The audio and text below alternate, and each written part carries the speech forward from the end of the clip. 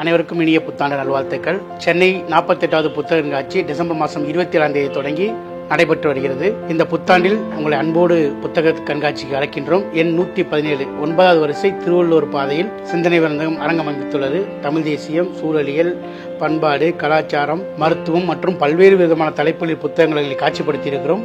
உங்கள் அனைவரையும் அன்போடு அழைக்கின்றோம். இந்த புத்தாண்டை புத்தகங்கள் தொடங்குவோம். அனைவரையும் அழைக்கின்றோம். நன்றி, வணக்கம். MRL Realty's Nature's Enclave Coastal Heaven theme based resort villa plots ECR மாதம் 10,000 வரை assured rental income lifetime free stay at resort 30க்கும் மேற்பட்ட வசதிகளுடன் call 99628888. நிம்மதி ப்ராப்பர்ட்டி மேனேஜ்மெண்ட் கான்டாக்ட் 7667000899.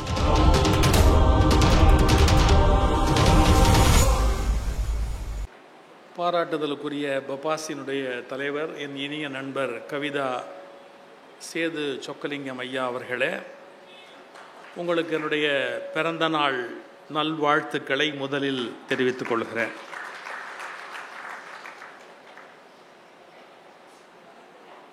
இந்த விழாவில் வருகை தந்திருக்கிற பெருமதிப்புக்குரிய என்னுடைய இனிய நண்பர், நல்ல எழுத்தாளர், பேச்சாளர், வாழ்க்கை ஒரு பயணம் என்பதையும் பயணமே ஒரு வாழ்க்கை என்பதையும் அனுபவித்து வருகிற தோழர் எஸ் ராமகிருஷ்ணன் ஐயா அவர்களையும்,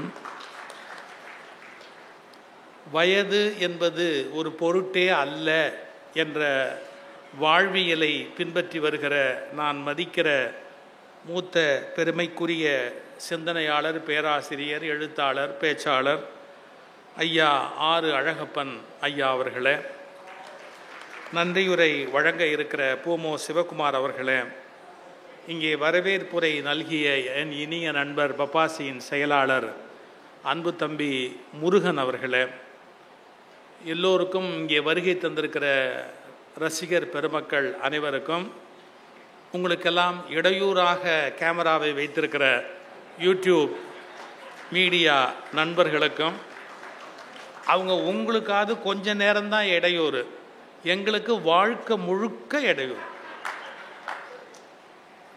அவங்க அதை வெட்டி ஒட்டி ஒரு கெட்ட வார்த்தையை தலைப்பாக போட்டு, ஐயோ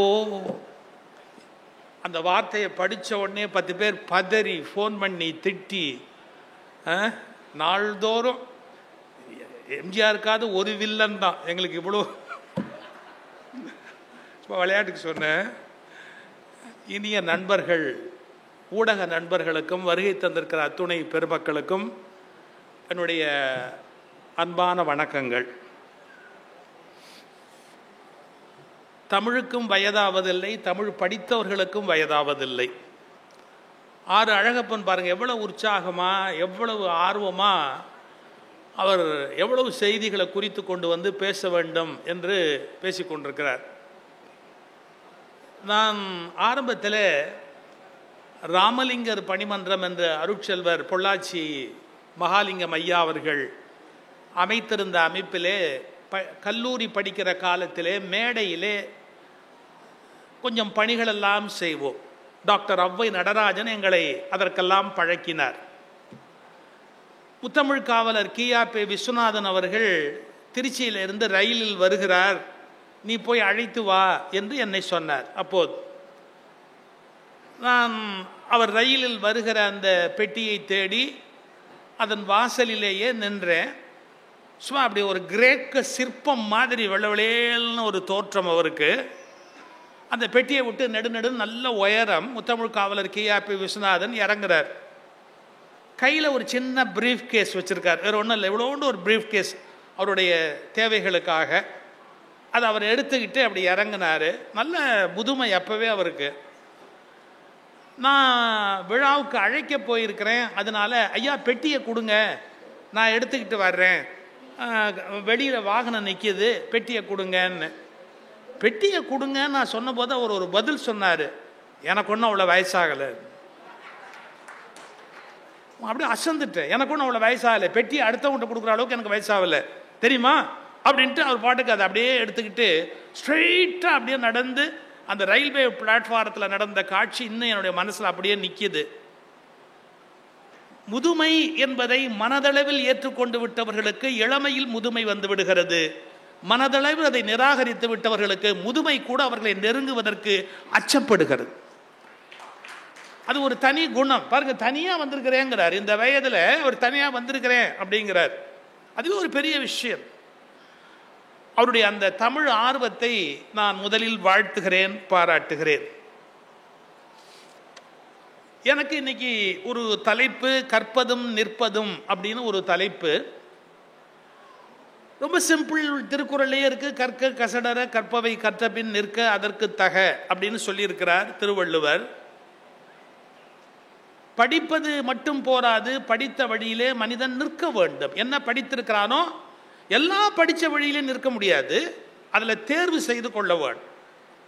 இதெல்லாம் எனக்கு உகப்பானது, எனக்கு சரியானது, இது எனக்கு சரியில்லாதது, என்னால் ஏற்றுக்கொள்ள முடியாதது. திருக்குறளில் மட்டும் ஒரு பெரிய அழகு என்னன்னா, திருவள்ளுவர்கிட்ட போய் ஒன்று நான் ஏற்றுக்க முடியாதுன்னு சொன்னாலும் சந்தோஷமாக கேட்டுக்கிற பொறுமை அவருக்கு உண்டு. ஏன்னா எப்பொருள் யார் யாருவாய் கேட்பினும் அப்பொருள் மெய்ப்பொருள் காண்பது அறிவுங்கிறார். என்னை எதிர்த்து பேசினா கூட எனக்கு சந்தோஷம்னு சொல்கிறார். இன்னைக்கு அப்படி சொல்கிறவங்களே உலகத்தில் கிடையாது. நீ மட்டும் என்னை எதிர்த்த ஒழிச்சிட்டு மறுவேலை போடுற அந்த உணர்வு இல்லை. நான் இன்னைக்கு சொல்கிறேன், அந்த உணர்வு உள்ளவர்கள் மனிதர்களே இல்லை.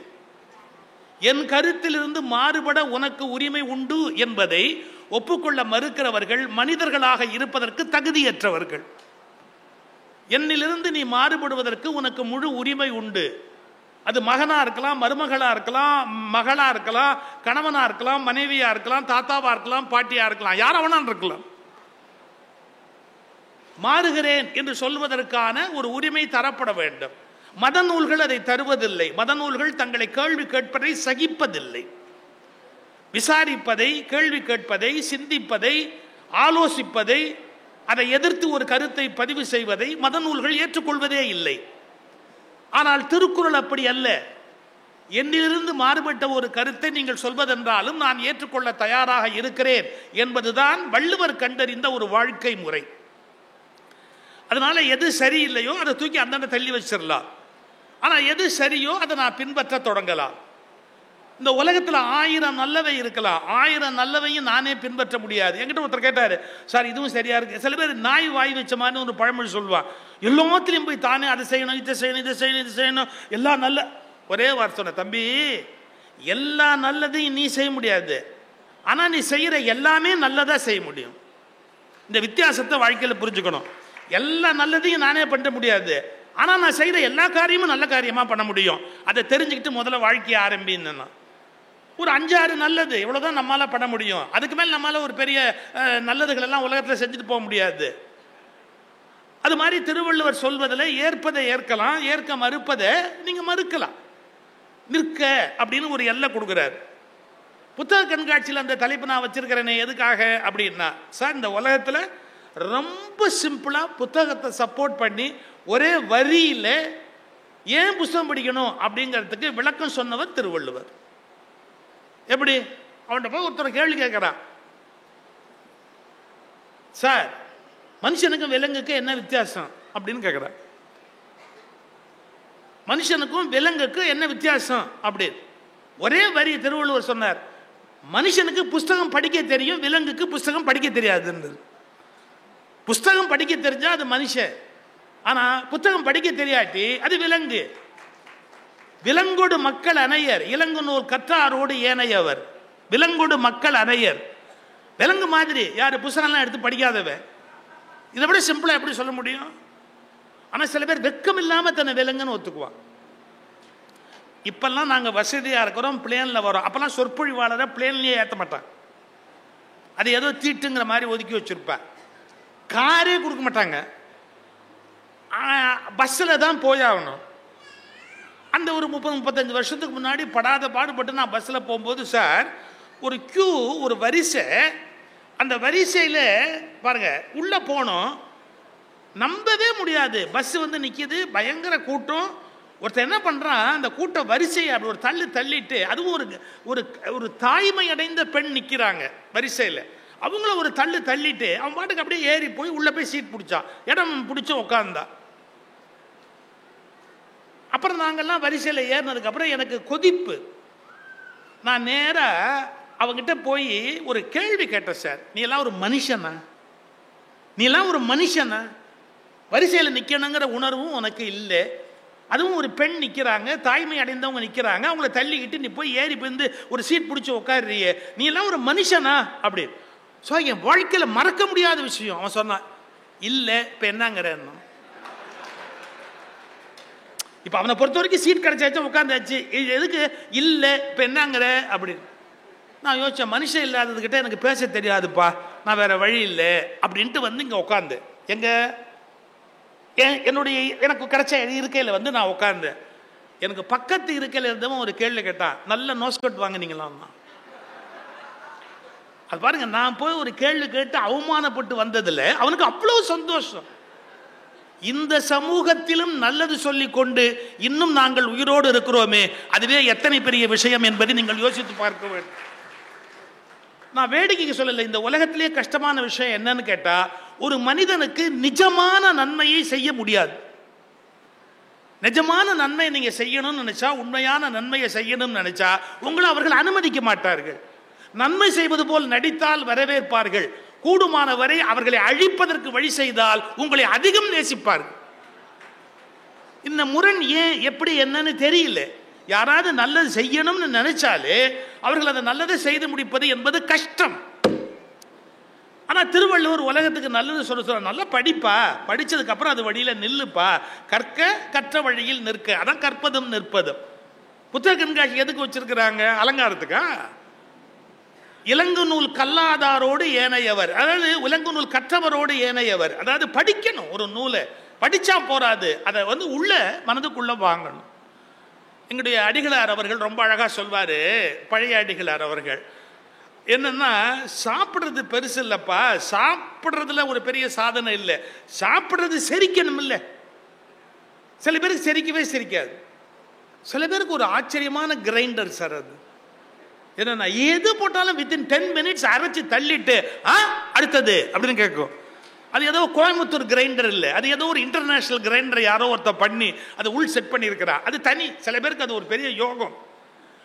ஆனா நீ சாப்பிட்றது முக்கியமே இல்லை, அந்த சாப்பிட்ட உணவு உள்ள போய் அது உன் உடம்புல எலும்பா நரம்பா ரத்தமா அது தனித்தனியா பிரிஞ்சுக்குது, என்னென்னவா போய் சேரணுமோ அத்தனையுமா மாறணும். இது வந்து ஒரு ஒண்டர்ஃபுல் மெஷின். அதை ஒரு புத்தகத்தில் படிச்சிருந்த, ரஷ்யாவில் ஒருத்தர் ஆராய்ச்சி பண்ணியிருக்கான். 45 கிலோமீட்டர் ஏரியாவில் ஒரு இண்டஸ்ட்ரி நிறுவி அதாவது இப்படி பிரிக்கணும்னா கூட இவ்வளவு கிளியரா பிரிக்க முடியாதுன்றான். எது எலும்புக்கு தனி, நரம்புக்கு தனி, ரத்தத்துக்கு தனி, அதுக்கு என்னென்ன வேணுமோ அதாவது அங்கங்கே சப்ளை பண்ணிட்டு அப்படியே எடுத்துக்கிட்டே போய் வேண்டாதெல்லாம் எடுத்து வெளியே தள்ளி, இது மாதிரி ஒரு ஒரு ஒரு கருவியை உருவாக்குவது என்பதே கஷ்டம். அதனால சாப்பிடுவது ஒரு பெரிய சாதனை இல்லை, ஆனால் சாப்பிட்டது ஜீரணமாகணும். அது மாதிரி சில பேர் 100 புஸ்தகம் படிச்சுட்டோம், படு முட்டாளா இருப்பான், மட்டையனா இருப்பான், ஒண்ணுமே விளங்காம அவனோட பேசவும் முடியாது, அவனோட எதையும் ஒன்று புரிய வைக்கவும் முடியாது, தாறுமாற பேசும். அவனுக்கு திருவள்ளுவர் ஒரு வார்த்தை சொன்னாரு, எப்பா இவன் படிச்சும் பிரயோஜனம் இல்லை. அவனுக்கு சொன்னது கூட பெருசு இல்லைங்க, எங்களை மாதிரி மேடையில் பேசுறவன் பாருங்க, எங்களை செருப்பால் அடிக்கிற மாதிரி ஒன்று சொன்னார். ஒரு வார்த்தை, டேய் ரொம்ப படிச்ச, பெருசா பேசின, ஒன்னையுமே வாழ்க்கையில் நீ நடைமுறைப்படுத்தலை அப்படின்னு சொன்னா உன்ன மாதிரி ஒரு படு முட்டாள் இந்த உலகத்தில் இருக்க முடியாது. ஓதி உணர்ந்து பிறர்க்கு உரைத்தும் தான் அடங்கா பேதையில் பேதையார் இல், முட்டாளில் பெரிய முட்டாள் இந்த உலகத்தில் இல்லை. பாருங்க, சில பேர் நிறைய படிச்சிருப்பான், ஆனா எது படியும் நடக்க மாட்டான், வாழ்க்கையில எதையுமே பின்பற்ற மாட்டான், எதையுமே யோசிக்கவும் மாட்டான். எனக்கு இதுதான் புரியல, ஏன் நம்முடைய மக்கள் புதிதாக தெரிந்து கொண்ட ஒன்றை நடைமுறைப்படுத்துவதற்கு ஏன் அச்சப்படுகிறார்கள், பயப்படுறாங்க. ஓஷோ ஒரு வார்த்தை சொல்றார், life is full of fear. பிறந்த அன்னையிலேருந்து மனிதன், பிறந்த அன்னையிலேருந்து இல்லை, வயிற்றுல இருக்கும் போதே ஃபியர் குழந்தைக்கு. மனிதர்கள் அளவுக்கு மீறி அச்சப்படுகிறார்கள். அதன் காரணமா எதனாவது ஒரு மாற்றம் இதான் உண்மை அப்படின்னு சொன்னா ஏற்றுக்கொள்வதற்கே தயாரா இல்லை. இருக்கலாம் சார், அதெல்லாம் இருக்கலாம் சார், ஆனால் நாம ஒன்றும் பண்ண முடியாது சார், அது அப்படியே ஏதோ இவ்வளவு வருஷம் இருந்தோம், அப்படியே நாம அப்படியே போய் சேர்ந்துடலாம். ஏன் மாத்தினா என்ன, கொஞ்சம் மாறி சிந்திச்சா என்ன, இது தவறுங்கிறத புரிந்து கொண்டு வாழ்க்கையை மாற்றிக்கொண்டா என்ன, குறைஞ்சா போகுது. சார் இந்த 2022 ஜூலை 19 ஒரு ஹைகோர்ட் ஜட்ஜ்மெண்ட் இருக்கு. 2022 ஜூலை 19 ஒரு ஹைகோர்ட் ஜட்ஜ்மெண்ட். சேலத்தில் ஒரு கோயில் இருக்கு. அதுக்கு பேரே பாருங்க, தலைவெட்டி முனியப்பன் கோயில்னு பேரு. தலைவெட்டி முனியப்பன் கோயில் அப்படின்னு அந்த கோயிலுக்கு பேர் இருக்குது. ஒரு 10-12 வருஷமா கேஸ் நடந்து HRNC டிபார்ட்மெண்ட்டுக்கும் அந்த வேற ஒரு குழுவுக்கும் பெரிய கேஸ் நடந்து கடைசியாக ஹைகோர்ட்டில் ஜட்ஜ்மெண்ட்டு 2 ஜட்ஜஸ் பெஞ்சு உட்காந்து அவங்க நேராக இன்ஸ்பெக்ஷனுக்கே போய் அந்த கோயிலையே எல்லாத்தையும் பார்த்துட்டு ஜட்ஜ்மெண்ட் போட்டாங்க. என்ன தெரியுங்களா? அது தலைவெட்டியும் இல்லை, அது முனியப்பனும் இல்லை, புத்தர். புத்தர் இந்த உலகத்தில் தலைக்குள்ள ஏதாவது வேணும்னு ஆசைப்பட்ட ஒத்த மனுஷன் புத்தர். அவரை தலைவெட்டி முனியப்பனா நம்மால் ஆக்கிட்டான். அப்புறம் அங்க என்னென்ன வெட்ட முடியுமோ எல்லாம் வெட்டுறா. யாரு? புத்தருக்கு. 2 ஹைகோர்ட் ஜட்ஜஸ் ஸ்ட்ரைட்டா போய் ஸ்பாட்ல இன்ஸ்பெக்ட் பண்ணிட்டு அப்புறமா ஆர்குமெண்ட்ஸையும் வச்சு அவங்க ஜட்ஜ்மெண்ட் போடுறாங்க. என்ன இது? புத்தர் சிலை. எனவே நீங்க மரியாதையா பௌத்த நிறுவனத்து கையில கொடுத்துடுங்க, இல்ல நீங்க இந்து மரபின்படி இந்த கோயிலை பூஜை பண்ணக்கூடாது அப்படின்னு ஜட்ஜ்மெண்ட் போட்டாச்சு. பேசாம கொடுத்துட வேண்டியதானே? நம்மளால் அதுக்கும் தலைப்பா கட்டி அதுக்கு மேல என்ன பண்ண முடியுமோ அத்தனையும் பண்ணி முடியாது. பட நீ என்ன பெரிய ஹைகோர்ட்ல உட்காந்து சொன்னாப்புல கேட்கணுமா? நாங்க சுப்ரீம் கோர்ட் சொன்னாலே கேட்க மாட்டோம், அப்புறம் ஹைகோர்ட் சொன்னா எப்படி கேட்போம் அப்படின்னு கடைசியா அவங்க கெஞ்சி, அந்த பௌத்த அமைப்பு கெஞ்சி, பௌர்ணமியாவது எங்களுக்கு ஒழுங்குடா. ஏன்னா புத்தருக்கு எல்லாமே பௌர்ணமி, வாழ்க்கையில் எல்லாமே பௌர்ணமியில் தான் நடந்தது அவருக்கு வரிசையா. அதனால பௌர்ணமி ரொம்ப விசேஷமான ஒரு இதாக கருதுவார்கள் பௌத்த மரபினர்கள். அவங்க கேட்குறாங்க, பௌர்ணமி எங்களுக்கு விடுன்னு. கடைசியாக கோர்ட்லேருந்து ஆர்டர் போட்டாங்க, பௌர்ணமிக்கு முதல் நாள் இரவு அவங்கக்கிட்ட ஒப்படைச்சோன்னும் அவங்க அந்த பூஜையை பண்ணுவாங்க. அப்புறமா அதை முடிஞ்சு இரவுக்கு மேலே தான் அந்த கோயிலை அவங்கக்கிட்ட ஒப்படைப்பாங்க. அது வரைக்கும் நீங்கள் யாரும் அவங்கள ஒன்றும் தொந்தரவு பண்ணக்கூடாதுன்னு. நம்மளால என்ன பண்ணிட்டான், முதல் நாள் கோயிலுக்கு போனவன் கோயிலை விட்டு வெளியே போல, ராத்திரி முழுக்க அங்கே உட்காந்துக்கிட்டான். அவங்க உள்ள வர முடியாது, இல்லை ராத்திரி உள்ள வரக்கூடாது, ராத்திரி 12 மணிக்கு அப்படின்னு உள்ள உட்காந்துக்கிட்டு அவங்களே ஏற்கனவே பௌத்தர்கள், அடித்தடியில் இறங்க முடியாது, அவங்கள உள்ளேயே விடலை. கடைசி வரைக்கும் அவங்கள முடியவே இல்லை. இன்னைய வரைக்கும் ஹைகோர்ட்டோடைய ஆர்டரை எக்ஸிக்யூட் பண்ணவே முடியல அந்த இடத்துக்குள்ள. எத்தனை வருஷம் ஆச்சு? 2022 ஜட்ஜ்மெண்ட். நான் ஒன்று சொல்லட்டுமா? என் மதத்துக்கு ஒரு அநியாயம் இழைக்கப்பட்டால் அதை என்னுடையதாக ஆக்குவேன் என்று சொல்லுவதைப் போல, நான் இன்னொரு மதத்துக்கு அநியாயம் இழைத்திருந்தால் அதை சரி செய்வேன் என்று சொன்னால் மட்டும்தான் சரியான நாகரிகம் வளர்ந்திருக்கிறது என்று பொருள். எனக்குன்னா ஒரு நியாயம், அவனுக்குன்னா ஒரு நியாயம். என் மதத்துக்கு ஒண்ணுன்னா நான் கத்துவேன். அதுவே நான் தப்பு பண்ணியிருந்தா அதை கண்டுக்காம அப்படியே போவேன்னா தப்பு இல்லையா? அதை யாரும் கேள்வி கேட்க மாட்டாங்களா? யோசிக்க மாட்டாங்களா? இந்த எண்ணம் வரும், என் மதம்னா எல்லாமே கரெக்டு, ஆனா அடுத்தவன் மதத்துக்கு நான் அநியாயம் பண்ணியிருந்தேன் அப்படின்னு சொன்னா என்னை திருத்திக்கவே மாட்டேன் அப்படின்னா அது எந்த வகையோட நியாயமா என்ன முடியும்? நான் இன்னொரு மதங்களை குறை சொல்றதுக்காகவோ விமர்சனம் பண்ணுறதுக்காகவோ சொல்லலை. ஸ்ரீரங்கம் கோயில் திருப்பணியே திருமங்கை ஆழ்வார் பண்ணாரு, கரெக்டு. நாகப்பட்டினத்தில் இருக்கிற புத்தர் தங்க சிலையை அவர் திருடிட்டு தானே பண்ணாரு. நாகப்பட்டினத்தில் இருந்த புத்த விகாரத்தில் இருக்கிற புத்தருடைய தங்க விக்கிரகத்தை திருடிட்டு திருடலாமா? அதை நீங்க எந்த கடவுள் பேரால சொன்னாலும் திருட்டு நியாயமாயிடுமா? நம்ம அதெல்லாம் யோசிக்கிறது இல்லை. மனசாட்சி இதுதான் எனக்கு வருத்தம். நிறைய படிக்கிறாங்க, ஆனா தன்னை திருத்திக்க மாட்டேங்கிறாங்க, அடமெண்டா நிக்கிறாங்க, ஃபெனட்டிக்கா நிக்கிறாங்க, நான் சொன்னதே சரி அப்படின்னு பேசுறாங்க. இப்போ நான் ஒரு மதத்து மேல மட்டுமே ஒரு விமர்சனம் வைக்கிறேன்னு பொருள் அல்ல. இஸ்லாத்திலும் எனக்கு உடன்பாடு இல்லாத எவ்வளவோ கருத்து உண்டு, கிறிஸ்துவத்திலும் எனக்கு உடன்பாடு இல்லாத எவ்வளவோ கருத்துக்கள் உண்டு. அதில் நான் படிக்கிற போது சிந்திக்கிற போது என்னால் ஏற்றுக்கொள்ள முடியாத கருத்துக்கள் கிறிஸ்துவத்திலும் உண்டு, இஸ்லாத்திலும் உண்டு. ஆனால் நான் ஒன்றில் தெளிவாக இருக்கிறேன், அவற்றை விமர்சிக்கிற உரிமை எனக்கு இல்லை. அது அடுத்த வீட்டு விஷயம். அடுத்த வீட்டு விஷயத்தில் நான் தேவையானால் இனிப்பு வாங்கி கொடுக்க முடியுமே ஒழிய அவர்கள் வீட்டுக்குள் போய் சண்டை போட முடியாது.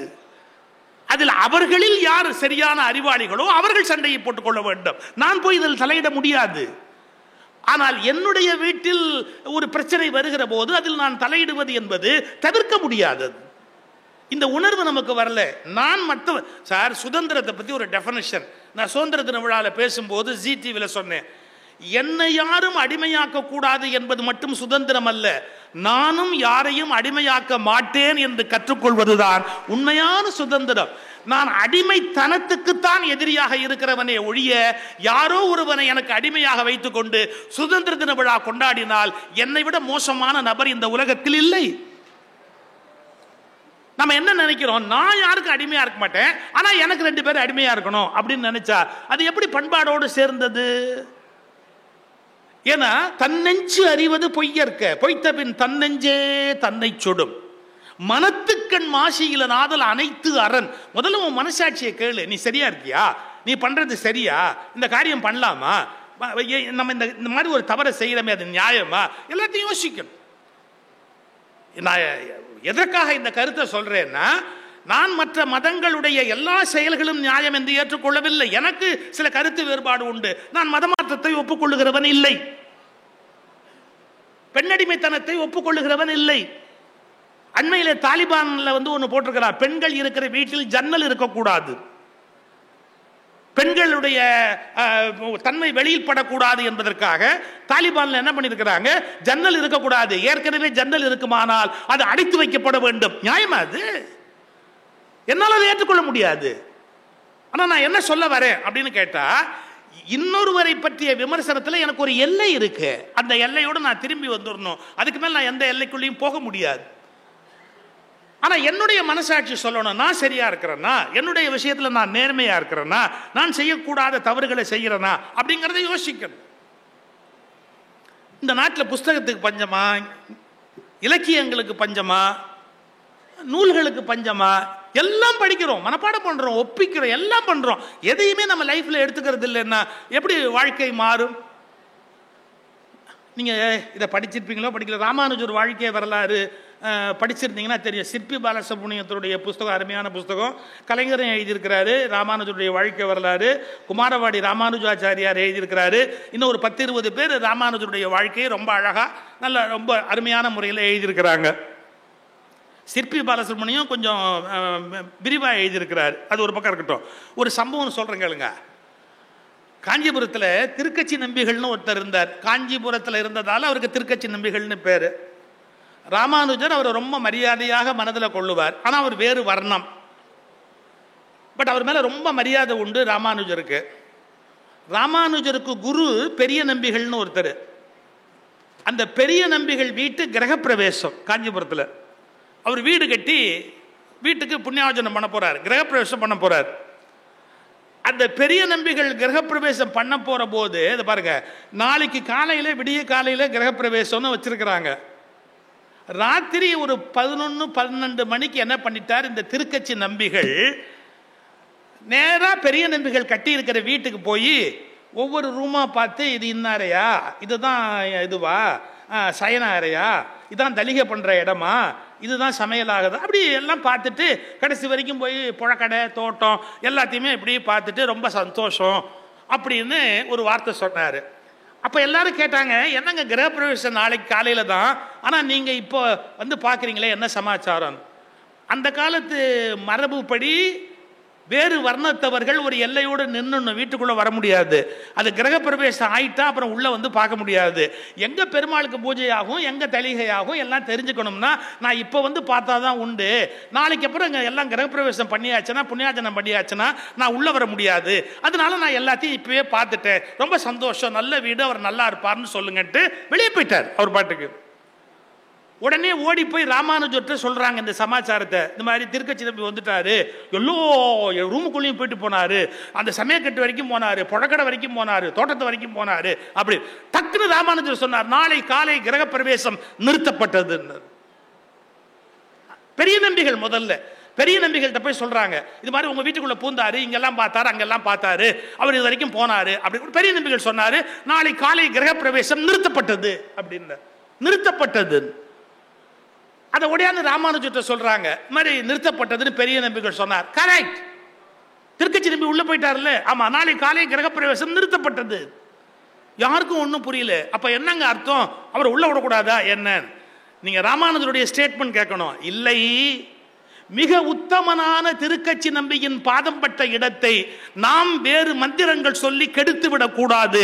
அவர் பாதம் பட்ட இடத்தை எதுவும் செய்து விடாதீர்கள். இதற்கு மேல் ஒரு புண்ணியமை அங்கு ஏற்படுத்த முடியாது. இதற்கு மேல் ஒரு தூய்மையை இன்னொருவர் ஏற்படுத்த முடியாது. தூய்மையே வடிவமானவர் திருக்கட்சி. அவர் பாதம் பட்ட இடத்தை நீங்கள் தேவையற்ற உங்களுடைய நுழைவின் மூலமாய் கெடுத்து விடாதீர்கள். கிரகப்பிரவேசம் முடிந்து விட்டது.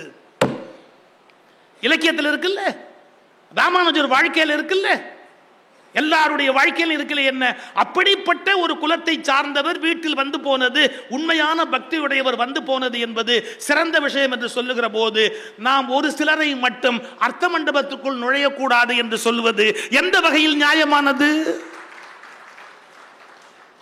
பிரபந்தத்துக்கு இசையமைக்கக்கூடிய சக்தி உடைய ஒரு மிகப்பெரிய இசை ஞானி இந்த மண்டபத்தை தாண்டி வர முடியாது, அந்த மண்டபத்தை தாண்டி வர முடியாது என்றால் கற்கிறோம், கற்ற வழியில் நாம் நிற்பதில்லை, பிறரை வெளியில் நிறுத்துகிறோம்.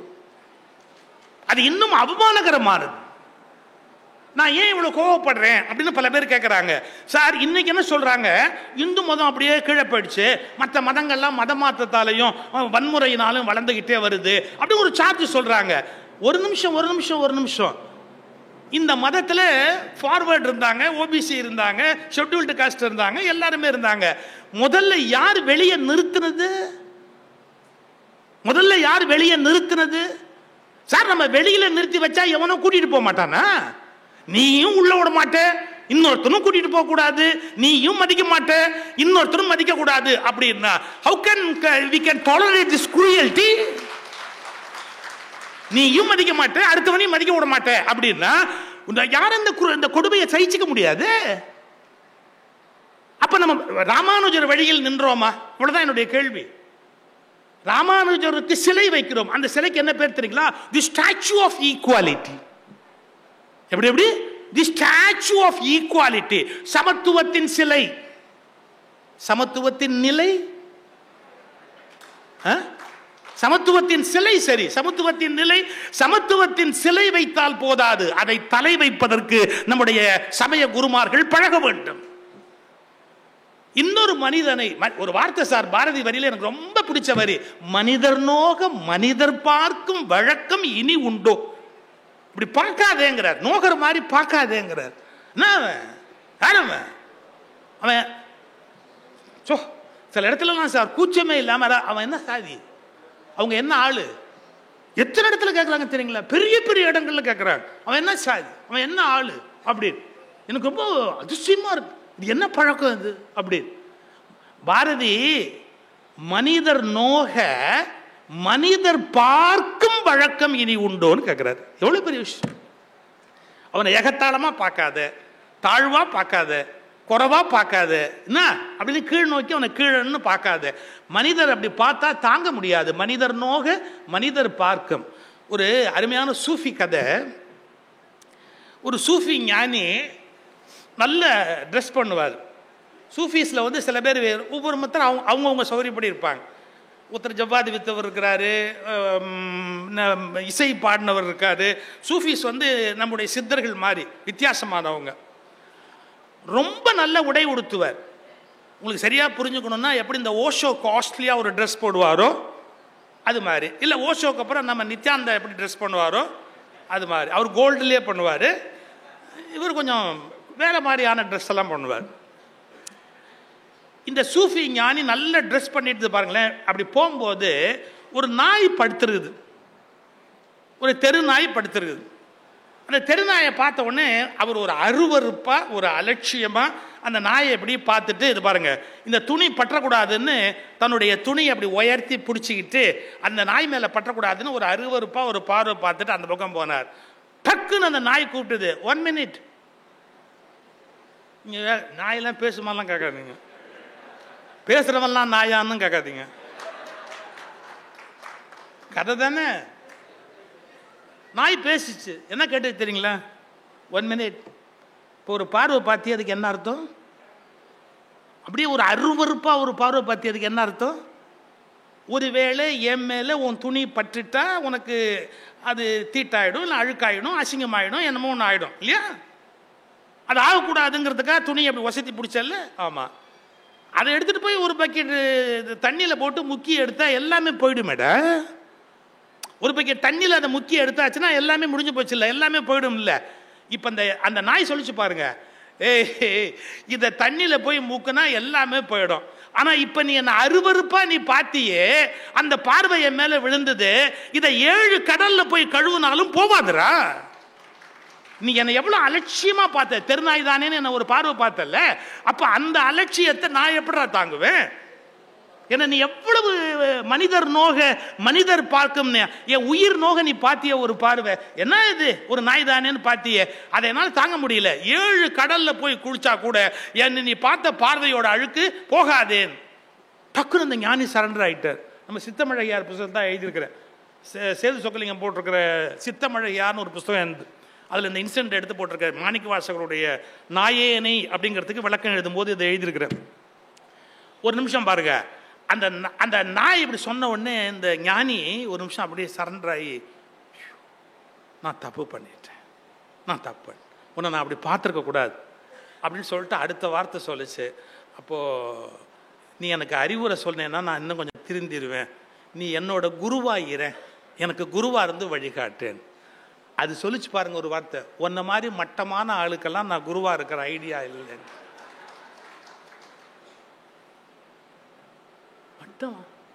நான் இறைவனை தொடரவேன், முறைப்படி தொடரவேன், 6 வேளையும் தொடரவேன், எல்லாமே சரியா செய்யறவன். என்ன நீ கடவுள் நம்பிக்கையே இல்லாதவன். அந்த நாய் சொல்லுது, நீ எத்திஸ்ட், கடவுள் நம்பிக்கையே இல்லாதவன், நான் எப்படி உனக்கு குருவா இருக்க முடியும்? அவருக்கு அவமானம் தாக்க முடியல. நான் முறையா போய் தொழுகையெல்லாம் பண்ற ஆளு, என்னை போய் நீ கடவுள் நம்பிக்கை இல்லாதவன்னு சொல்றிய. சொன்ன உடனே அந்த நாய் கேட்டுச்சு, இப்போ யாராவது சாப்பாடு போட்டாங்கன்னா நான் சாப்பிடுவேன், அடுத்த வேளை சாப்பாட்டுக்கு வேணும்னு எடுத்து உள்ளே வச்சுக்குவேன். ஏன்? எனக்கு தெளிவாக தெரியும், அடுத்த வேளை எனக்கு உணவு வேணும்னா கண்டிப்பாக கடவுள் கொடுப்பாருன்னு நான் தெளிவாக இருக்கேன். அவர் கொடுக்கலன்னா அதில் ஏதோ நியாயம் இருக்கு அப்படின்னு நான் தெளிவாக இருக்கேன். நீங்கள் அப்படி இல்லைடா, மூட்டையில் வச்சிருப்பீங்க, கிடங்குல வச்சிருப்பீங்க, அங்கே வச்சிருப்பீங்க, இங்கே வச்சிருப்பீங்க, எங்கெங்கயோ எதையோ வச்சிருப்பீங்க, என்னென்ன அநியாயம் பண்ண முடியுமோ அத்தனையும் பண்ணுவீங்க. உங்களை மாதிரி மோசமான ஒரு கடவுள் நம்பிக்கை இல்லாதவனுக்கு நான் எப்படிடா குருவா இருப்பேன்? நான் என்ன தட்டி வச்சிருக்கிறேன்னா? எங்கேயாவது போய் வாங்கி எடுத்து வச்சுக்கிறதுக்கு எவன் போடுறானோ அங்கேயே தின்ட்டு அப்படியே போயிட்டு இருக்கிற அந்த பக்குவம் உனக்கு இல்லையே. அப்ப என்ன அர்த்தம்? அந்த பாரதியோட வரியை ஒரு வினாடி தியானம் பண்ணுங்க. ஓஷோ பாஷையில சொல்ற அந்த வரியை தியானம் பண்ணுங்க. யாரு ஒருவரையும் அவர்கள் மனம் நோகும்படியாக பேசக்கூடாது, பார்க்கக்கூடாது, நடத்தக்கூடாது. மனிதர் நோக மனிதர் பார்க்கும் வழக்கம் இனி உண்டோ? எக்காரணத்தை முன்னிட்டு நாம ஒருவர் நோகும்படியான ஒரு காரியத்தை செய்யக்கூடாது. எல்லாம் இலக்கியம் இருக்கு, எத்தனையோ விஷயம் இருக்கு, ஆனா அது நடைமுறைக்கு வரணுமே. அண்மையில் வாலியோட ஒரு இன்டர்வியூ வந்து யூடியூப்ல பார்த்துட்டு இருந்தேன், நம்முடைய கவிஞர் வாலியோடது. அவரை வந்து உடுமலை நாராயண கவி ஒரு தடவை நிறுத்தி கேட்டாராம், என்ன பாட்டு எழுதுற? நான் ஆணையிட்டால் அது நடந்து விட்டாலும் நீ பாட்டுக்கு எழுதுறிய, ஆணையினால என்ன அர்த்தம்? ஒரு அரசர் ஆணை போட்டார்னாலே நடந்து தானடா ஆகணும். நான் ஆணையிட்டால் அது நடந்து விட்டால்னு போட்டிருக்கிறிய, சரியா எழுது, என்ன எழுதுற நீ அப்படின்னு. உடனே வாலி மெதுவாக கேட்டாராம், இதை விட்டுருங்க, அதை விட்டுருங்க, வேற விஷயம் பேசுவோம். நீங்கள் எப்படி இருக்கீங்க, நல்லா இருக்கீங்களா, எல்லாம் பண்ணுறீங்களா? ஆமாம், உங்கள் பையன் என்ன பண்ணுறான்னு. ஐயே அதை பற்றி கேட்காதேன்ட்டு. ஏன் உருப்படுறவனா அவன்? நான் சொல்கிறத என்னைக்கு கேட்டிருக்கிறான்? ஒன்றுமே நான் சொல்கிறத கேட்டதே இல்லை, அவன் உருப்படுறாப்புல எனக்கு தெரியவே இல்லை. ஒரு நிமிஷம், நீங்கள் அப்பா தானே? ஆமாம். நீங்கள் தானே பெற்றீங்க? ஆமாம். அவனுக்கு ஆணையிடுற இடத்துல நீங்கள் தானே இருக்கிறீங்க? ஆமாம். நீங்கள் என்ன தான் சொன்னாலும் அவன் கேட்கல. ஆமாம். நீங்கள் ஆணையிடுறீங்க, அது நடந்து விட்டால்னா வாய்ப்பே இல்லை, ஏன்னா அவன் அதை கேட்கறதே இல்லை. நம்ம ஆணையிட்டா போராதுங்க, அது நடக்கின்றாதான் அது வெற்றியாக இருக்க முடியும். இந்த நாட்டில் எத்தனையோ சட்டங்கள் வந்து விட்டன, இன்னும் முழுமையான சமத்துவத்தை நம்மால் கொண்டு வர முடியவில்லை. எவ்வளவு ஹைகோர்ட் ஜட்ஜ்மெண்ட்ஸ் இருக்கு தெரியுங்களா? இப்போ அழகப்பன் சார் வருத்தப்பட்டார். என்ன தெரியுங்களா வருத்தப்பட்டார்? தமிழில் வந்து வழிபாடு செய்யறதுக்கு நாங்கள் வந்து கோர்ட்டில் கேஸ் போட்டாங்க, நான் ஆதரவாக இந்த தமிழ் விடு தூது புஸ்தகத்தை கொடுத்தேன். 2 ஜட்ஜஸ் போட்ட ஜட்ஜ்மெண்ட் ஆர்டர் காப்பி நான் காட்டட்டுமா? புகழேந்தி, கிருபாகரன், 2 ஜட்ஜஸ். புகழேந்தி கிருபாகரன் பெஞ்சில் வந்து ஆர்டர் இருக்குது, என்ன தமிழில் வழிபாடு செய்யலாம், குடமுழுக்கு கூட பண்ணலாம், அதை எப்படி செய்யணுங்கிறத பற்றி கவர்மெண்ட் வந்து கன்சிடர் பண்ணணும், அதுக்கு ஒரு குழு போட்டு ஆய்வு செய்து முறையாக அதை ஒரு முறையாக்கி தமிழில் வழிபாடு குடமுழுக்கு செய்வதற்கான எல்லாமே அரசு பண்ணலான்னு ஜட்ஜ்மெண்ட் இருக்குது. இம்ப்ளிமெண்ட்டே பண்ண முடியாது. நான் ஆணையிட்டால் அது ஒரு பக்கம், அது நடந்து விட்டால் அப்படிங்கிறது இன்னொரு பக்கம். வெஸ்டட் இன்ட்ரெஸ்ட், ஒரு வெஸ்டட் இன்ட்ரெஸ்ட் உள்ளவங்க என்ன பண்றாங்க, மொழியாவது ஒண்ணாவது, சமத்துவமாவது ஒண்ணாவது, உலகமாவது ஒண்ணாவது, எங்க மரியாதை, எங்க ஸ்டேட்டஸ், எங்க பெருமை, எங்களுடைய உரிமை போயிடுமே அப்படின்னா அப்ப கடவுளை பத்தி கவலை இல்லை, மொழியை பத்தி கவலை இல்லை, அரசாங்க ஆணையை பத்தி கவலை இல்லை, ஹைகோர்ட் ஜட்ஜ்மெண்ட் பத்தியும் கவலை இல்லை, சுப்ரீம் கோர்ட்ல ஆர்டர் போட்டாலும் கவலை கிடையாது. இந்த மாதிரி ஒரு கேலி கூத்து நீங்க உலகத்துல பார்க்க முடியாது. சார் நான் லா படிச்சுவேன், நான் ப்ராக்டிஸ் பண்ணல, லாவை போய் ப்ராக்டிஸ் பண்ணுறதுக்கு எனக்கு விருப்பம் இல்லை, நான் பண்ணலைன்னா கூட என் கூட படித்தவங்கள 6 பேர் ஹைகோர்ட் ஜட்ஜு, 2 பேர் சுப்ரீம் கோர்ட் ஜட்ஜு, எல்லாம் ரிட்டையர்ட் ஆகி இப்போ ப்ரூ காஃபி வீட்டில் போடுறாங்க. ரிட்டையர்ட் ஆனால் நாம தான் சார் ஒய்ஃபுக்கு காஃபி போட்டு கொடுக்கணும், அது வரைக்கும் அவளை ஊன்னு எல்லாம் மிரட்டுவோம். ரிட்டையர்ட் ஆகிட்டா அவளுக்கு எந்திரிக்கிறதுக்கு முன்னாடி காலம்பரை எழுந்துச்சு நம்ம போட்டு குடிக்கிறிய, நீங்கள் காஃபி போட்டால் நல்லா இருக்காதும்பாவு. வேறு வழி, சும்மா விளையாட்டுக்கு சொன்னேன். என்ன அதில் மெசேஜ் என்ன அப்படின்னு கேட்டால், நீங்கள் சுப்ரீம் கோர்ட்டில், சரி நான் அதையும் தெரிஞ்சிட்டதால சொல்கிறேன், நீங்கள் யாராவது சீஃப் ஜஸ்டிஸ் லிஸ்ட் எடுத்து பார்த்துருக்கீங்களா? சீஃப் ஜஸ்டிஸ் பட்டியல் எவ்வளோ பேர் ரிலேஷன்ஸே சீஃப் ஜஸ்டிஸ் ஆயிருக்காங்கன்னு பார்த்துருக்கீங்களா? சந்திரசூட் இருந்தார்ல, ஆமாம், அவங்க அப்பா சீஃப் ஜஸ்டிஸ். நாரிமன் அவருடைய, நான் பேர் சொல்ல விரும்பலை, நீங்கள் போய் தேடி பாருங்க, போட்டு பாருங்க, ஆர்டிஐயில் போட்டு பாருங்க, எத்தனை சுப்ரீம் கோர்ட் ஜட்ஜஸுடைய சன்னின்லா அவங்க வந்து திரும்ப சுப்ரீம் கோர்ட் ஜட்ஜ் ஆகிறாங்க, ஹைகோர்ட் ஜட்ஜ் ஆகிறாங்க. மற்ற இடத்துல எல்லாம் அந்த குடும்பத்தை சார்ந்தவர்கள் வரக்கூடாதுன்னு சொல்றோமே, உயர் நீதிமன்றத்திலையும் உச்ச நீதிமன்றத்திலையுமே வருது. நாங்கள் எங்க போய் முறையிடுவோம், நாங்கள் எங்க போய் மோதுவோம், யார்கிட்ட போய் சொல்லுவோம்? எல்லாம் தேரியில் இருக்கு, ஆனால் நடைமுறையில் இல்லையே. நீதிமன்றங்கள்லேயே எங்களுக்கு நீதி கிடைக்கிறதுக்கு வாய்ப்பு கம்மியா இருக்குன்னா யார்கிட்ட போய் நாங்கள் அழுவோம்? புரியல எனக்கு. இப்பதான் சிஜே கண்ணா வந்ததுக்கு அப்புறம் அவர் சொல்றாரு, என்ன சொல்லியிருக்கிறாருன்னு கேட்டா, நெப்போட்டிசம் வந்து கோர்ட்ல ஜாஸ்தி ஆயிடுச்சு, வெளியிலேருந்து ஜட்ஜஸ் நம்ம எடுக்கணும், கொஞ்சம் டிரான்ஸ்பரன்சி இருக்கணும் அப்படிங்கறத இவ்வளவு காலத்துக்கு பிறகு அவர் சிஜே கண்ணா பேசியிருக்காரு. அதுக்கான முயற்சியில இறங்கி இருக்கிறார். So sincerely I appreciate him. அந்த அந்த அந்த தன்னை பற்றிய ஒரு பரிசீலனையாவது அவருக்கு வந்திருக்குது. நம்ம எனக்கு ரொம்ப பிடிச்ச சுப்ரீம் கோர்ட் ஜட்ஜ், ஏதாவது ஜட்ஜ்மெண்ட் எல்லாம் ரொம்ப நல்லா இருக்கும். நாகரத்னம்மா ரியலி ஒண்டர்ஃபுல் லேடி, ரொம்ப ஆழமான படிப்புடையவங்க, கொஞ்சம் நல்ல திங்கிங், நான் இல்லைன்னு சொல்லலை, ஆனால் அவங்களும் doctor of supreme court judge. நான் எதுக்கு சொல்ல வரேன்னா, எனக்கு ஒருத்தர் மேல மரியாதை உண்டுங்கிறதுக்காக இந்த கொஸ்டின் அப்படியே நிக்குது. அந்த பரம்பரையில் அவங்க பிள்ளைங்க வரதுக்கான வாய்ப்பு அதிகமா இருக்கே ஒழிய வெளியிலேருந்து ஒருத்தர் வரதுக்கான வாய்ப்பு இல்லைங்கிற, அது எப்படி நியாயமா இருக்க முடியும் அப்படிங்கிற கேள்வியை கேட்கிறேன். I respect all supreme court judges, that is different. Especially Nagarathnamma பேச்சு எனக்கு ரொம்ப பிடிக்கும். வெரி ரெவல்யூஷனரி லேடி, அவங்க ரொம்ப துணிச்சலான ஒரு பெண்மணி. பட் என்ன இருந்தாலும் அவங்க அப்பா சுப்ரீம் கோர்ட் ஜட்ஜ் தான். நம்ம புரிஞ்சுக்கணும், நம்ம யாரை மதிச்சாலும் கூட அவங்க ஹெயில் ஃப்ரம் விச் ஃபேமிலிங்கிறதையும் நம்ம பார்க்கணும். அதெல்லாம் நம்ம யோசிக்க வேண்டிய விஷயம். அப்படிலாம் யாருமே திங்க் பண்றது இல்லை சார் இன்னைக்கு. அதெல்லாம் எனக்கு பெரிய வருத்தமா இருக்கு. நமக்கு வேண்டிய ஒருத்தர்னா கண்ணை மூடிக்கிறோம். என்ன மூடிக்கிறோம்? எனக்கு வேண்டிய ஆளப்பா, அதுக்கப்புறம் அதை பற்றி ஒன்றுமே விமர்சிக்காத, அவன் நல்லவனோ கெட்டவனோ எதுவுமே நான் காதில் வாங்க மாட்டேன் அப்படின்னு காதை பொத்திக்கிட்டாலுஞ்சா, எதுவாக இருந்தாலும் அதில் என்னங்கிறத நம்ம பார்க்கறதுக்கு பழகணும். ஒரு கோணத்தில் சொல்வதுன்னு சொன்னால், கற்கிற நூல்களை நடைமுறைப்படுத்துவது பற்றிய அக்கறை இன்றைக்கு மனித சமூகத்திலே மேலோங்கி வரும். எல்லாத்தையுமே அப்படியே நடைமுறைப்படுத்திட முடியாது, ஆனால் சரியான செய்திகளையும் சிந்தனைகளையும் நாம் எப்படி வாழ்க்கையிலே நடைமுறைப்படுத்த முடியும் என்பதை பற்றிய ஒரு ஒரு என்ன சொல்றது, ஒரு ஒரு அர்ஜ் உள்ளுக்குள்ளேருந்து அவர்களுக்குள்ள புறப்பட வேண்டிய அந்த தேட்டம், இது கண்டிப்பா நடக்கணுமே அப்படிங்கிறதுக்கான ஒரு ஆர்வம் அவர்களுக்கு வரணும். இந்த லீக்குவான் வந்து சரி உள்ளூர்லேயே உள்ள இருக்கிறது, கொஞ்சம் வெளிநாடு போயிட்டு வருவோமே, நம்ம ஊரே எவ்வளோ நாள் பேசிக்கிட்டு இருக்கிறது. லீ குவான் வந்து சிங்கப்பூரை மாற்றி அமைத்த ஒரு பெரிய சிற்பி, உங்களுக்கு தெரியும். அந்த லீ குவான் வந்து ஒரு பேச்சு பேசியிருக்கார். எப்போன்னா அந்த நாடு விடுதலை அடைகிற போது, விடுதலை இல்லை ஆக்சுவலாக மலேசியா துண்டித்து அவங்களை எட்டி உதைச்சாங்க. அந்த நாட்டுக்கு ஒன்றும் விடுதலை அடையில. மலேசியா இனிமேல் நான் அவனை வச்சுக்க மாட்டேன் அப்படின்னு சிங்கப்பூரை கட் பண்ணி வெளியே தள்ளுறாங்க, போ வெளியில் அப்படின்னு. அப்போ அவர் அழுதார். அந்த அழுத வீடியோலாம் இன்னும் இருக்குது. லீ குவான் அப்போ அழறார் அப்படியே. ஆனால் அப்புறம் ஒரு பேச்சு பேசுகிறார், அந்த நாட்டு மக்களுக்கு ஒரு பேச்சு பேசுகிறார். புதிய சிங்கப்பூரை அவர் கட்டி அமைக்கிறதுக்கு பேசுகிறார். அப்போது 3 பிரின்சிபிள், ஹி லைடு 3 பிரின்சிபிள்ஸ். என்ன 3, அது மூலமாக சிங்கப்பூரை கட்டி அமைக்க முடியும் அப்படிங்கிறதுக்கு சொல்கிறார். என்ன சொல்கிறாரு? எல்லா சிங்கப்பூரர்களும் ஆங்கிலம் படித்தே தீர வேண்டும். எப்படி? எல்லா சிங்கப்பூரர்களும் ஆங்கிலம் படித்தே தீர வேண்டும். அடுத்தது சொல்றாரு, தாய்மொழி, தாய்மொழி பற்று, தாய் கலாச்சாரத்தில் பிடிப்பு இவையெல்லாம் தேவை என்பதை நான் அறிவேன். அவர்கள் தாய்மொழி படிப்பதற்கு நான் குறுக்கே நிற்க விரும்பவில்லை. ஆனாலும் தாய்மொழியை படிக்கிற அவர்கள் கட்டாயமாக ஆங்கிலத்தை படித்தே தீர வேண்டும்.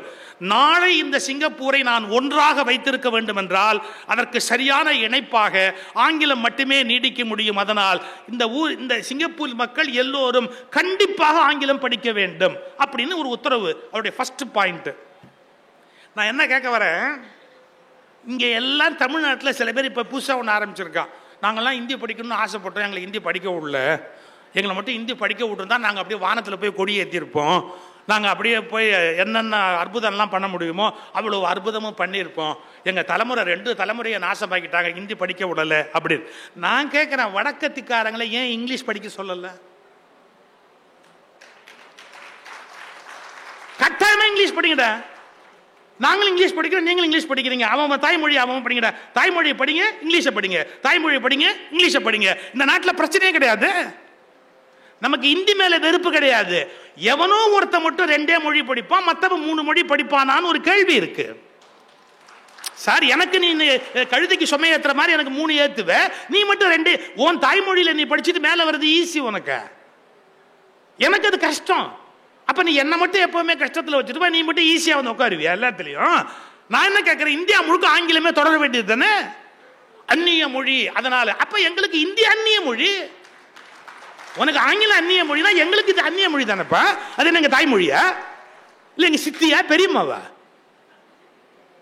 யோசிச்சு பாருங்க. நான் எல்லாரும் நம்ம திங்க் பண்ண தவறிட்டோம். 2-3 தலைமுறையோ இந்தி படிக்க விடாமையே அப்படியே எல்லாரையும் கெடுத்துட்டாங்க. ஏன் அவன் இங்கிலீஷ் படிக்க வச்சிருக்கிறது? படிக்க வச்சிருக்கலாம், வரலையே. அங்க போய் பாருங்க, அப்ப தெரியும் அவங்களுக்கு. அவன் பேசுற இங்கிலீஷை கேட்டு பாருங்க. தமிழை இங்கிலீஷ் பேசுற மாதிரி இந்த உலகத்துல எவனும் இங்கிலீஷ் பேச முடியாது, தெரியுமா? அவனுங்க ப்ரொனன்சியேஷனும் அவங்களுடைய கிராமரும் அவங்க பேசுற லட்சணமும் நீங்க பார்த்தீங்கன்னா, அவனுக்கு இங்கிலீஷ் வரலங்கிறதுக்காக அவனுக்கு தெரிஞ்ச இந்திய நான் என் தலைமையில தூக்கணுமா? நான் தனியா படிப்பேன். எனக்கு பிடிச்சிருந்தா நான் காளிதாசன் படிக்கணுங்கிறதுக்காக ஹிந்தி படிப்பேன். அது ஏன் இஷ்டம், அது வேற விஷயம். ஃப்ரீவில், எனக்கு என்னுடைய சுதந்திரம் இருக்கு. ஆனா என் தலைமையில தூக்கி நீ வைக்காத, நீ அதை கட்டாயமாக்காத, நான் படிப்பேன். 2க்கு வித்தியாசம் இருக்குது இல்ல சார்? ஒய்ஃபை கூட இப்போ விருப்பம் இல்லாமல் தொட்டா கற்பழிப்புன்ட்டான். ஐயோ, இப்போ அவங்க பவர் ஜாஸ்தி ஆகிட்டே போகுது. நீ என்னைக்கெல்லாம் புருஷனை உள்ள வைக்க போறாங்களோ தெரியல, எதுக்கெல்லாம் உள்ள வைக்க போறாங்களோ தெரியல. இவர் சாம்பார் நல்லா இல்லைன்னு திட்டினார், 1 வாரம் உள்ள வச்சு அனுப்புங்கோ. இனிமேல் அது மாதிரி கூட வரலாம், ஜாக்கிரதையா இருங்க, எதுக்கு இருங்க. நானே அதை ஒத்துக்கிறேன். எப்போ ஒரு பெண்ணுக்கு விருப்பம் இல்லையோ அவங்கள நம்ம வற்புறுத்தக்கூடாது, எந்த விஷயத்துக்கு சரி. அதெல்லாம் ரொம்ப நியாயமா இருக்கணும். பெண்ணுக்கான அந்த உரிமை அவளை பற்றிய ஆடை, அவளை பற்றிய வாழ்க்கை, அவள் தன்னுடைய வாழ்வை பற்றிய எல்லா விஷயத்தையும் முடிவெடுக்கிற அதிகாரம் அவளுக்கு கண்டிப்பாக இருக்கணும். ஆனால் நானும் 2வது கருத்துக்கு மனசில் இல்லை எனக்கு. ஆனால் நான் என்ன சொல்ல வரேன், அவ்வளவு நம்ம யோசிக்கிறோம் இல்லை, அதே மாதிரி எல்லாத்தையும் யோசிக்கணும் இல்லை. லீ குவான் சொன்ன முதல் பிரின்சிபிள் எல்லாரும் இங்கிலீஷ் படிங்கன்னாரு. அடுத்தது சார், அடுத்த வார்த்தை இந்த சிங்கப்பூரை உருவாக்குறதுக்கா intellectual import must be done. அது என்ன இன்டலெக்சுவல் இம்போர்ட்? உலகத்தில் பல பகுதியில் சயின்ஸ் வளர்ந்துருக்கு, சிந்தனை வளர்ந்துருக்கு, என்ஜினியரிங் வளர்ந்துருக்கு, நிறைய பார்வை வளர்ந்துருக்குது. நம்ம வெக்கப்படாமல் என்ன பண்ணணும், நாங்கள் எங்கள் தாய்நாட்டிலேயே எல்லாத்தையும் வெட்டி முறிப்போம்னு உட்காந்துருக்கக்கூடாது.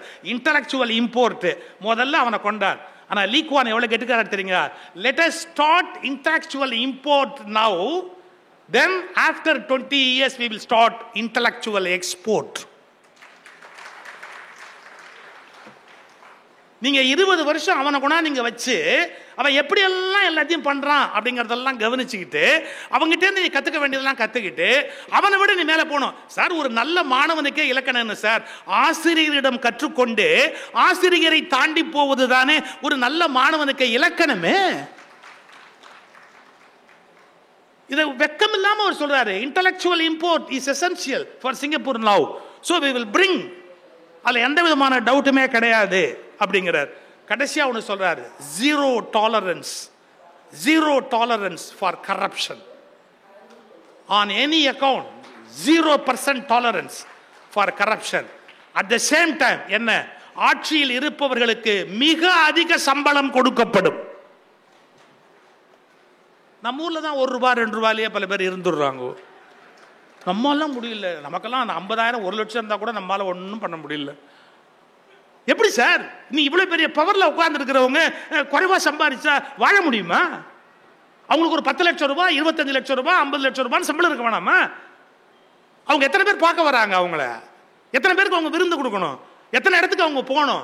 எப்படியெல்லாம் இருக்கணும்? அவங்களுக்கு எத்தனை அசிஸ்டன்ஸ் தேவை? அவங்க எத்தனை பேரை வச்சு வேலை வாங்கணும்? அவங்களுடைய அந்த நாலேஜை டெவலப் பண்ணிக்கணும்னா எல்லாத்திலையும் அறிவாளியா தலைவன் இருந்துட முடியுமா? சயின்ஸ் தெரியுமா? இன்ஜினியரிங் தெரியுமா? எல்லாத்தையும் தானே நீங்க அதுக்கு ஒரு ஆள் அசிஸ்டன்ட் வச்சுக்கணும். So highly paid. இன்னைக்கும் உலகத்தில் அதிக சம்பளம் அரசியல் தலைவர்களுக்கு தரப்படுகிற நாடு சிங்கப்பூர். மிக அதிக சம்பளம். ஆனா ஒரு வினாடி அவங்க ஊழல்னு தெரிஞ்சா முடிஞ்சது கதை, உயிரை போயிடும். 0% tolerance for corruption and they will be paid very high. அந்த நாட்டிலேயே அதிக சம்பளம் அவங்களுக்கு இருக்கும். சார், இப்படி திங்க் பண்றான் சார் லீ குவான். அதனால சிங்கப்பூர் ஒரு பெரிய மாற்றத்தை நோக்கி போகிறது. அந்த கருத்தை அவங்க இம்ப்ளிமெண்ட் பண்றாங்க. இவ்வளவு காலமா அதையே திரும்பி திரும்பி திரும்பி அதை இம்ப்ளிமெண்ட் பண்ணி அதுல இருந்து ஒரு பெரிய மாற்றத்தை உண்டு பண்றாங்க.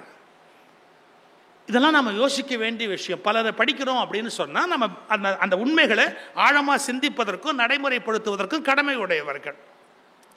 இன்னும் கொஞ்சம் போறேன். நான் முதலே சொன்னேன், இந்திய சமூகத்தில் இது விடுதலை அடைந்த போது நிறைய குழப்பம் இந்த நாட்டில் விடுதலை அடைந்த போது. ஏன்னா அப்பதான் பிரிவினை நடந்திருக்கு, மதக்கலவரம் நடந்திருக்கு, ஏகப்பட்ட கற்பழிப்பு நடந்திருக்கு, சொல்ல முடியாத பல துயரங்கள் நடந்திருக்கு. கஜனா அப்படியே வறட்சியா காலியா இருக்கு, எதையுமே செய்ய முடியாது, நேருவால எதையுமே செய்ய முடியாது. அப்படி ஒரு சூழல்ல வேற வழியே இல்லாம அவங்க எல்லாம் பவருக்கு வராங்க. நாம இன்னைக்கு ரொம்ப சர்வசாதாரணமா நேரு அவமானமா பேசுறோம். அந்த சூழ்நிலையில அவர் போய் உட்கார்ந்த போது அவர் என்ன கஷ்டப்பட்டிருப்பாருங்கிறது அந்த சூழ்நிலையில பவருக்கு வந்தவனுக்கு தான் தெரியும். இன்னைக்கு உட்காந்து பக்கனையா பேசலாம் சார். இப்ப கூட நான் சார் ராமாயணம் சொல்லும் போது நான் சொல்லுவேன், தசரதன் ஒரு முட்டாள். ஏன் முட்டாள்? அவன் என்ன சொன்னான்னு தெரியுமா? மகனை பார்த்து, நான் உனக்கு பட்டம் கட்டிட்டு நான் காட்டுக்கு போறேன், உனக்கு பட்டம் கட்ட போறேன் அப்படின்னா உடனே ராமர் சரி அப்படின்ட்டார். சொன்ன கைகை போய் பார்த்தான், அவன் முடியாது, என் பிள்ளைக்கு தான் பட்டம் கட்டணும், ராமர் காட்டுக்கு போகணும் அப்படின்னு சொன்ன உடனே, உன் பிள்ளைக்கு வேணா பட்டம் வச்சுக்கோ, ஆனால் ராமன் தயவு செய்து காட்டுக்கு போகணும்னு சொல்லாதேன்னு சொல்லி அவளோட போராடினாரு. செத்து போட்டாரு தசரதர். இதுதான் ராமாயண கதை. சண்டை கிண்டை போட்டு கடைசி செத்து போயிட்டாருன்னு. இப்போ நான் இவ்வளோ வருஷத்துக்கு அப்புறம், எத்தனாயிரம் வருஷத்துக்கு அப்புறம் அதுலேயே தகராறு. சில பேர் 70,000ன்றான், சில பேர் 1 லட்சம்ன்றான், சில பேர் 11,000ங்கிறான், சில பேர் இல்லைங்கிறான். அது இருக்கட்டும், அது ஒரு எப்படி இருந்தாலும் அந்த கதை நான் படிச்சிருக்கிறேன் ராமாயணம். இப்போ பாருங்களேன், முதல்ல இந்த ஆள் என்ன சொன்னான்? ராமனுக்கு பட்டம் கட்டி காட்டுக்கு போறேன்னா. அடுத்தது கைகையிட்ட என்ன கேட்டான்? பட்டம் வேணா கட்டு பரதனுக்கு, ராமனை காட்டுக்கு அனுப்பாதேன்னா. எவ்வளவு ஃபூல் பாருங்களேன். இவன் தான் காட்டுக்கு போறதா இருந்தான், மகனையும் காட்டுக்கு அனுப்புறான்னா. புளியோதரை கட்டப்பா 2 பேருமா சேர்ந்து காட்டில் போய் உட்காந்து பொட்டலத்தை பிரித்து சாப்பிட்டுட்டு, நீ ஆச்சு நானாச்சு என் பிள்ளையோட சந்தோஷமா இருப்பேன்னு காட்டில் போய் சும்மா இருந்திருக்கலாமே, ஏன் செத்தான்? எப்போ கேட்குறேன் பாருங்க, 1000 வருஷம் கழிச்சு 2000 வருஷம் கழிச்சு நான் நிதானமாக யோசிச்சு இதை பண்ணியிருந்தா அவன் உயிரோடு இருந்திருக்கலாம் இல்லையான்னு நான் யோசிப்பேன். அந்த நெருக்கடியான நேரத்தில் இது தசரதனுக்கு தோணுமா? அந்த நெருக்கடியான சந்தர்ப்பத்தில் ஒரு செகண்டில் இது அவ்வளவுமே ஒரு மனுஷனுக்கு தோண முடியுமா? எனக்கு கூட இந்த விசாரணை கமிஷன்லாம் வரும்போது சிரிப்பாக இருக்கும். நீ இப்போ உட்காந்துக்கிட்டு ஏசி ரூமில் உட்காந்துட்டு விசாரிக்கிற, நீ சுடாமல் இருந்திருந்தால் அந்த நேரத்தில் துப்பாக்கியை உள்ளே வைத்திருந்தார். அவங்க என்ன பாடுபட்டான்னு அவனுக்கு தானே தெரியும், களத்தில் இருந்தவனுக்கு தானே அவன் என்ன கஷ்டப்பட்டான்னு தெரியும். நம்ம எல்லாரும் என்ன பண்றோம், பின்னாடி உட்காந்துட்டு எதை வேணாலும் வக்கனையா பேசலாம். அந்த நெருப்புக்குள்ள உட்கார்ந்து ஓடினாம் பாருங்க, அவனுடைய வேதனை. இந்த நாடு பற்றி எரிந்த போது பண்டித ஜவஹர்லால் நேரு பிரதமராக பதவி ஏற்கிறார். எவ்வளவு கஷ்டம், எவ்வளவு துன்பம் அவருக்கு. ஒரே மதக்கலவரம். காந்தி ஒரு பக்கம் கோச்சுக்கிறாரு, பட்டேல் ஒரு பக்கம் கோச்சுக்கிறாரு, மக்கள் ஒரு பக்கம் வருத்தமா இருக்கிறாங்க. எல்லாத்தையும் சமாளிச்சாகணும். அந்த மனுஷன் தலையை பிச்சுக்கிட்டு எல்லாத்தையும் பண்ணிக்கிட்டு இருக்கிறார். சரி, அதில் கூட இப்போ நம்ம கண்டுபிடிச்சிட்டோம். எப்படின்னு கேட்டால், நேருவை விட பட்டேல் பெரிய அறிவாளி, நேரு ரொம்ப கம்மி, ஐக்கியூ ரொம்ப கம்மி, பட்டேல் பெரிய அறிவாளி அப்படின்னு. இதுலேயே நீங்கள், நானும் பட்டேலுக்கு விரோதி இல்லை, பட்டேல் நல்ல இன்டலெக்சுவல், வெரி என்ன சொல்கிறது, ஃபோம் லீடர், அதெல்லாம் ரெண்டாவது டவுட்டே கிடையாது. நானும் கொச்சையாக விமர்சிக்கிறதுக்கு விரும்பலை. ஆனால் பட்டேலை விட பெரிய அறிவாளி தமிழ்நாட்டில் இருந்தான். யாருக்கா தெரியுமா? பட்டேலை விட பெரிய அறிவாளி தமிழ்நாட்டில் இருந்தான். யாருக்கா தெரியுமா? யார் அது சார்? இப்போ விகடன் பிரசுரம் போட்டிருக்காங்க ஓமந்தூராரை பற்றி. புத்தகத்தை வாங்கி படிங்க. எனக்கு ஒன்றும் கமிஷன் இல்லை. இல்லை, ஓமந்தூராரெல்லாம் எவ்வளவு பெரிய தலைவர் சார். அவர் என்ன சொல்கிறாரு, ஹைதராபாத் பக்கத்தில் தானே இருக்கு. அப்போல்லாம் தான் உங்களுக்கு பெரிய ஏரியா இல்லை. ஓமந்தூரார் சொல்கிறாரு, நேருவுக்கு சொல்கிறாரு, ஹைதராபாத்தில் தப்பு நடக்குதுங்கன்னார். நேரு சொன்னார், என்ன நடக்குதுன்னாரு. பாகிஸ்தான்லேருந்து பிளேன் வருதுங்கன்னார். 5-6 பிளேன் ஆயுதங்களை கொண்டாந்துருக்குதுங்க அப்படின்னார். நேரு சொன்னார், இவருக்கு என்ன பண்ண சொல்கிறீங்கன்னார். இல்லைங்க, நாம் நீங்கள் துப்பாக்கி எனக்கு உடனே அனுப்புங்க, இராணுவத்தை உடனே எனக்கு அனுப்புங்க. ஹைதராபாத்துக்குள்ளே ஏதோ தேச விரோதமான காரியம் ஆரம்பமாகுது, நம்ம இப்போவே ஒடுக்கலைன்னா சரியாக வராது. ஓமந்தூர் ராமசாமி ரெட்டியார் நேருவுக்கு ரிப்போர்ட் கொடுக்குறாரு. அப்புறம் ஹோம் மினிஸ்டர்னு பட்டேலுக்கு ரிப்போர்ட் கொடுக்குறாரு. நான் சொன்னால் நேரு கேட்க மாட்டேங்கிறாரு, நீங்களாவது கவனிங்க. பட்டேல் சொல்கிறாரு, நம்ம என்ன பண்ண முடியும், இப்போ அதுக்காக நம்ம என்ன பண்ண முடியும், இருங்க பார்ப்போம் அப்படி. அந்த நேரத்தில் ஓமந்தூரார் பார்த்தார், சரி இவங்க 2 பேர்ட்டையும் சொல்லி பிரயோஜனம் இல்லை அப்படின்ட்டு, யூ ஓன்ட் பிலீவ் சார், கோயம்புத்தூரில் லக்ஷ்மி மிஷின் ஒர்க்ஸ் மாதிரி இருக்கிறவங்கள கூப்பிட்டு நாம் எப்படி துப்பாக்கி தயாரிக்கலாம் முடியுங்க, ஆரம்பிங்க. என்ன வேணும் அதுக்கு? கவர்மெண்ட்லேருந்து சப்போர்ட் பண்ணுறோம், துப்பாக்கி தயாரி எல்லாம் பண்ணுங்க, ரெடி பண்ணுங்க. ஹைதராபாத் பிரச்சனை முத்தி நிஜாம வீழ்த்தணும்னு முடிவு பண்ணுற போது அதுக்கு பிளான் வேணும். 5 முனையிலேருந்து தாக்கணும் அப்படிங்கிற பிளானு ஓமந்தூர் ராமசாமி ரெட்டியார்ட்ட ரெடியாக இருக்குது. 5 முனையிலேருந்து தாக்கணும் அப்படிங்கிற பிளான் அவர்கிட்ட ரெடியாக இருக்குது. இங்கேருந்து படை எப்படி போகணும் அப்படிங்கிற கணக்கு இருக்குது. அப்போ படையெல்லாம் கரெக்டு, அவங்கள போய் தாக்குறதுக்கு ஆயுதங்கள் நம்மகிட்ட இல்லையே அப்படின்ன போது சொன்னார், எங்கிட்ட இருக்குது. ஓமந்தூர் ராமசாமி ரெட்டியார் சொன்னார், எங்கிட்ட இருக்குது அப்படின்னார். யாரை கேட்டு நீ துப்பாக்கி பண்ண சார்? நேரு கோவத்தில் கேட்கிறார், யாரை கேட்டு நீ துப்பாக்கி பண்ண? இவர் பதில், யாரை கேட்கணும்? உன்னை கேட்டு நீ ஹெல்ப் பண்ணியா? இல்ல, குறை சொல்லிட்டு உட்கார்ந்து இருந்த. நானா பார்த்தேன், இந்த ஏரியா என் கண்ட்ரோல்ல இருக்கு, நான் துப்பாக்கியை தயாரிச்சு வச்சிருக்கிறேன், ஒன்னும் கவலைப்படாத, ரெடியா போய் பிடிக்கலாம். பட்டேல் அந்த இணைப்பு விழாவில் பேசுகிற போது சொன்னார், என்ன இது என்னுடைய வெற்றி என்பதை விட ஓமந்தூர் ராமசாமி ரெட்டியாருடைய வெற்றி என்றார் பட்டேல். விகடன் பிரசுரத்தில் ஓமந்தூராரை பத்தி புத்தகம் இருக்குது, எடுத்து படிங்க. நான் என்ன கேட்கிறேன், நேருவா பட்டேலான பட்டேலை மட்டும் தலைமையில தூக்கி வச்சுக்கிட்டு ஆடுறமே, ஓமந்தூர் ராமசாமி ரெட்டியாரை பத்தி பேசுங்கடா, எங்க ஊருக்காரனை பத்தி பேசுங்கடா. இந்த நாட்டு ஆண்டவன்ல ஓமந்தூர் ராமசாமி ரெட்டியாரு 5ஆம் கிளாஸ் கூட படிக்காதவர், அவ்வளவு பெரிய அறிவாளி இருந்திருக்கிறாரு. பட்டேல் ஜெயிச்சாரு கரெக்ட், எங்கால் துப்பாக்கி கொடுத்தாரு. அது பட்டேல் ஜெயிக்கணும் கூட துப்பாக்கி வேணும் இல்ல? அது எவ்வளவு தைரியம் இருந்திருக்கணும் ஓமந்தூர் ராமசாமி ரெட்டியாருக்கு. இதெல்லாம் நம்ம புரிஞ்சுக்கணும். புத்தகங்களை படிக்கிற போது அதில் இருக்கிற அந்த உண்மைகளை நம்ம உள்வாங்கணும். சார், படிக்கும் போதே ஏற்கத்தக்கது எது, விளக்கத்தக்கது எது அப்படிங்கிற ஒரு தீர்மானத்தோடு படிக்கணும். நமக்கு அந்த என்ன சொல்கிறது, வடிகட்டி ரொம்ப பர்ஃபெக்டாக இருக்கணும். டீ வடிகட்டி குடிச்சா போகாது, பாலாடையில் பால் வடிகட்டினா போகாது. படிக்கிறதுல வேண்டாததெல்லாம் வடிகட்டுறதுக்கு தெரியணும். இது வேஸ்ட், இது வேணாம், இது நல்லதில்லை உடம்புக்கு, இது சரி பரவாயில்ல. ஒரே ஒரு கேள்வி கேட்குறேன், அம்பேத்கர் மனு தர்ம சாஸ்திரத்தை எரிச்சார்னு நம்ம படிக்கிறோம், ஏன் எரிச்சார் அவர்? அது எல்லாமே 100% பர்ஃபெக்டாக இருந்தால் அதை எரிக்கணும்னு நினச்சிருப்பார் அவர். அது 100% பர்ஃபெக்டாக இல்லை. இன்னைக்கு என்ன கொடுமை தெரியுமா, எங்களால் மனு தர்ம சாஸ்திரத்தில் இப்படி சொல்லி, அது ஒரிஜினல் மனு தர்ம சாஸ்திரம் இல்லை. சரி, அப்புறம் வேற இடத்துல இருந்து எடுத்து அது டிரான்ஸ்லேஷன் தப்பாக இருக்குது, அதுக்கு மீனிங்கே வேற. நீங்கள் டிரான்ஸ்லேஷன் தப்பாக சொல்கிறீங்க. ஒரு புக்காவது ஒழுங்கா ஒரிஜினலாக ஒரு புக்கு கொடு, இதான் மனதர்ம சாஸ்திரம்னு கொடு, படித்து பார்த்துட்டு அப்புறமா சொல்கிறோம். அது சரியாக இருந்திருந்தால் அம்பேத்கர் எரிச்சிருப்பாரு. அது ஏன் எரிக்கணும் அவருக்கு தோணுச்சு? அவர் வேணான்னு நினைக்கிறார்.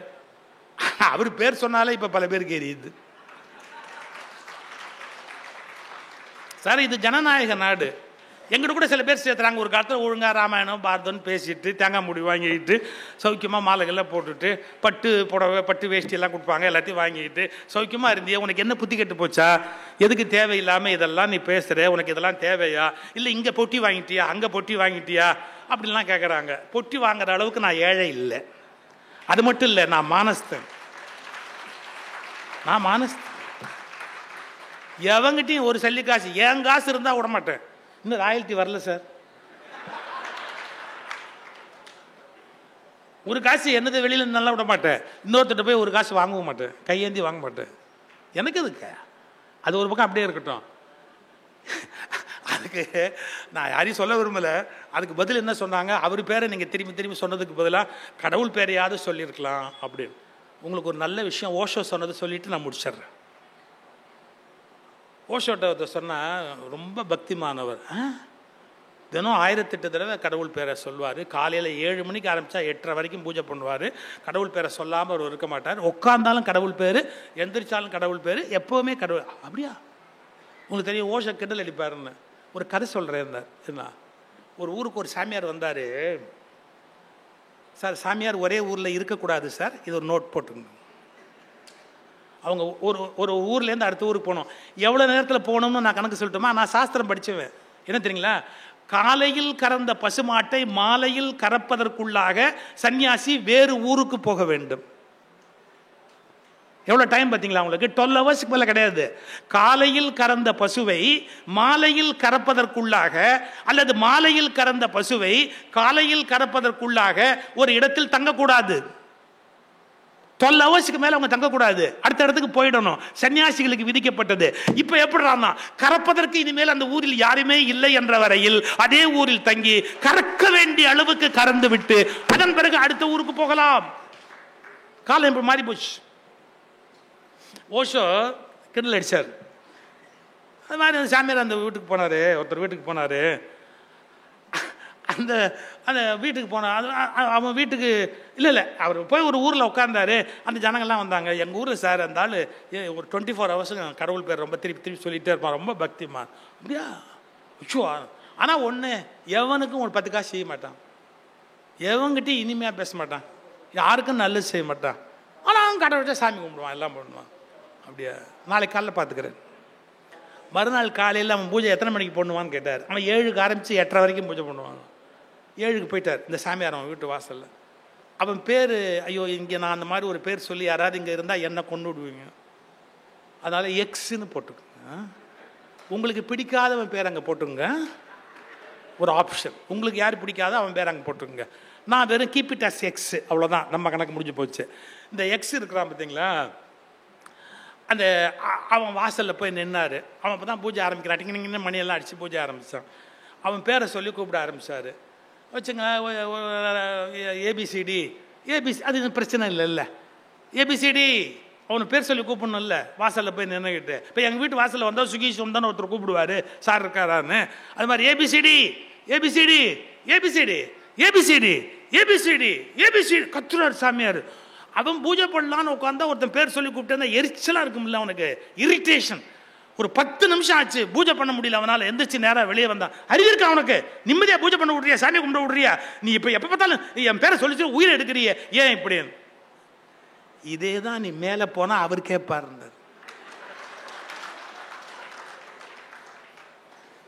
என்னன்னா சும்மா அவர் பேரை கூப்பிட்டே இருந்தா அவர் என்னடா பண்ணுவார்? அவரை போட்டு இம்சை பண்ற, வேற ஏதாவது ஒழுங்கா ஒரு வேலையை பாடுறா. இந்த நாட்டில் வேலையை பார்க்க வேண்டியவர்கள் வேலை பார்க்க வேண்டும், வழிபாடு செய்ய வேண்டிய நேரத்தில் வழிபாடு செய்ய வேண்டும்.